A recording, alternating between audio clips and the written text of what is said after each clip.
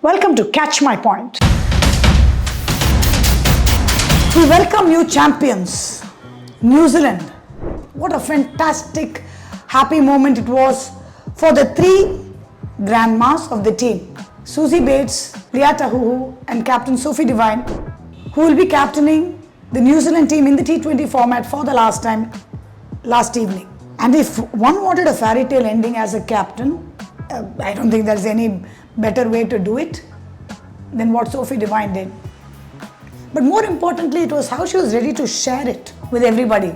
She was happy to welcome the youngsters, Amelia Kerr, all of 24, their star performer, player of the match, player of the tournament. Georgia Plimmer, who played the Under-19 World Cups and then comes here, plays another World Cup and then wins it. These are all stories that one dreams of, one wants to be a part of. Somebody like a Plimmer, Kerr, Maddie Green, all of them got to experience it. They came from a 10 loss continuously. And when they came in, we were pretty sure that they will not be bothered about all of that. They were going to take each match as it came. The first match against India was a game changer. They not just won that game, it was a thumping victory. And that's the tone that they set for this World Cup, in my opinion. Just as that was the exact tone it set for India in the World Cup. So you're on two different spectrums. One end of the spectrum, there's a happy spectrum, and the other end is a not so happy spectrum. New Zealand were in the happy spectrum. They lost to Australia, no doubt, but then it did not deter them. In fact, if anything, it motivated them to come harder, which is what they did yesterday. Susie Bates came hard. Amelia Kerr, whose run with the bat has been poor, he said, could she be the one making it all up in that one final game? Very often, we've seen that happen, I think it happened with Hardik Pandya, if I'm not mistaken, when India won the World Cup. And this time it happened with Amelia Kerr. So very often, it's in the crucial games that we want that one player who we've pinned our hopes on to do well. And when it comes true, guess what comes home?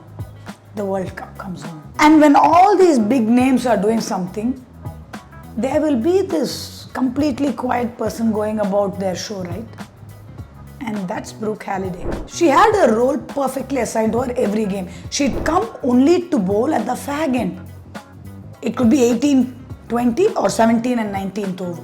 She'd start off with an innocuous wide, bordering on a no ball, which she also did last evening. End up picking up crucial wickets. But what did she do yesterday? She played some brilliant shots.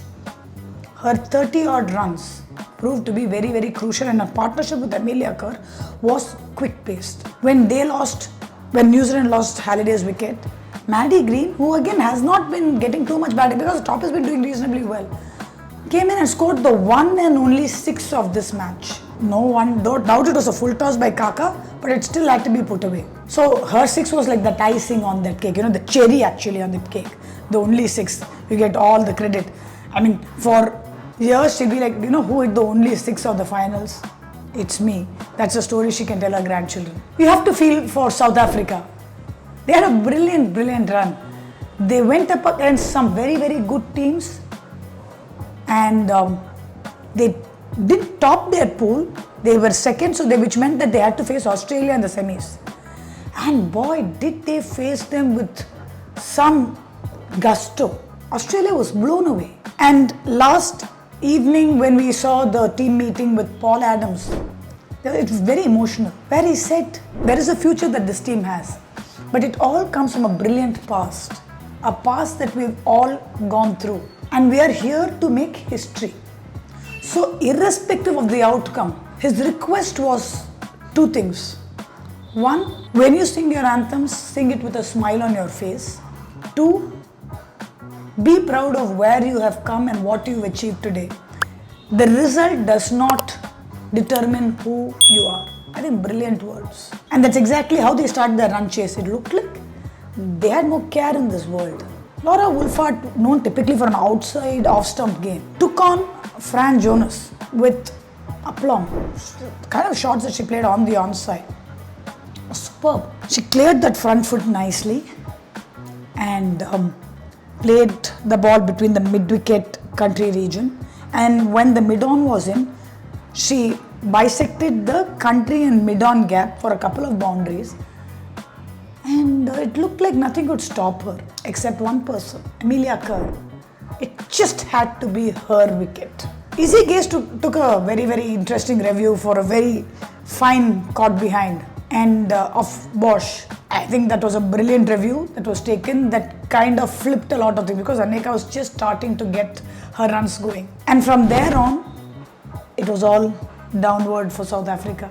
It was a wicketless Caps day, it was a runless Caps day. Chloe Tryon couldn't do much. Dirksen, who probably looks like the person who could replace Cap in the future, also couldn't get too many runs. All in all, at the end of it, if you look at it, it looked like New Zealand had won the game even by the 15th over. They knew it, but they had to keep their emotions under check and go through the next 5. The last over was an emotional roller coaster ride for everybody out there. And at the end of the game, when KT Martin was at the comms calling it, I think it couldn't have been a more perfect moment. And what New Zealand experienced as a nation is probably one of their greatest sporting moments. Something that the men haven't managed to do, the women have done. And it will be celebrated for many years to come. Third time lucky they were. South Africa must be hoping, when will their lucky turn come?